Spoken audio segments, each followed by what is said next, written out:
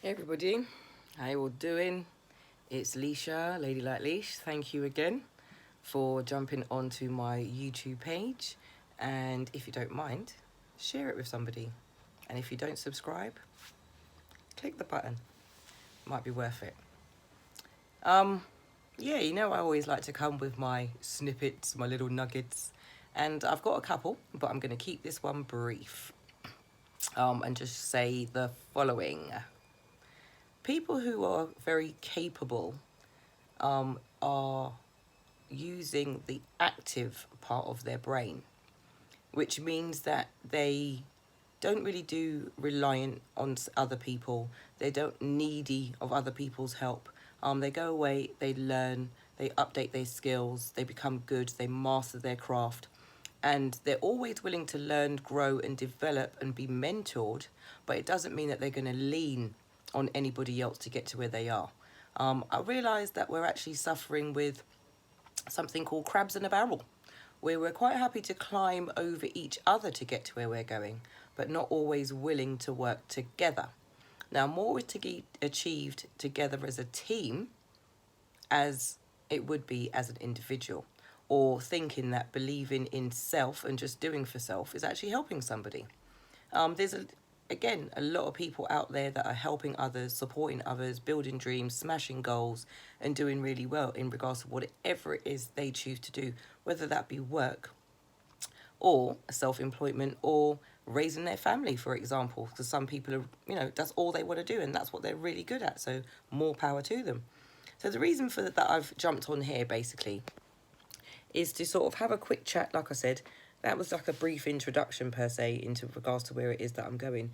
But, people who are capable sometimes need help from others. They need support, they need guidance. And I don't always think that I personally do, and I don't always have mentors around me or people around me that give me advice and guidance that I think is actually useful.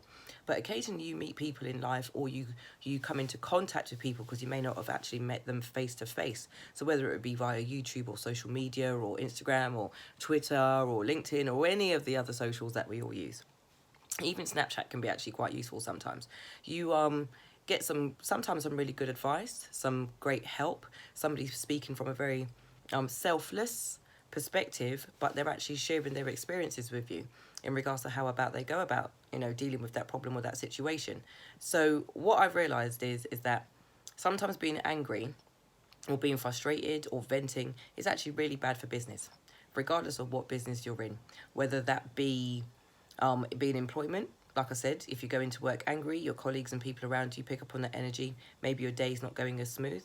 If you're running your own business, you've kind of got to keep an appearance. You've got to keep this front, which I find is not fake. It is genuine, but sometimes it is actually difficult to do. So at that stage, what do you do? Do you shut down and not contact anybody? Do you come off the socials? Do you kind of hobbit yourself away a little bit, become a recluse? No, you just need to take time out.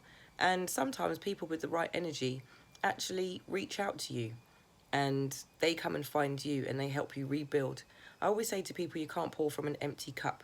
So you do need people in your life that actually help you refill your cup.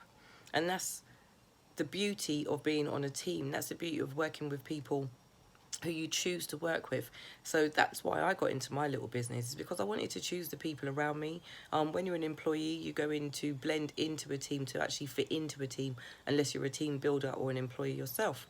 So yeah, that's the way I feel about life at the moment, life today, should we say, because feelings change, emotions change, feelings pass, they come and they go. But what we have to do is evaluate and sometimes analyze, review and reflect, hold a meds, as some might say, and actually just look at how we're feeling, what we're doing, and just reaffirm the reasons and the feelings as to why we're doing certain things or why we're not doing certain things.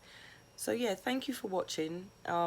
These will get better and better, I hope, and yeah, there'll be a bit more of a different background perhaps, and professionalism and lighting and that sort of thing, as I become more confident and more proficient and more skilled in what it is that I love to do, which is try and share my experiences, try and share some sort of emotional connection with some people, and actually work together to actually feel better about life, knowing that we're creating great legacies, not just for our families, but yeah, to be remembered in a positive way and understand our impact on this earth and potentially, you know, have an amazing experience in another realm, possibly in some sort of afterlife or reincarnation, who knows.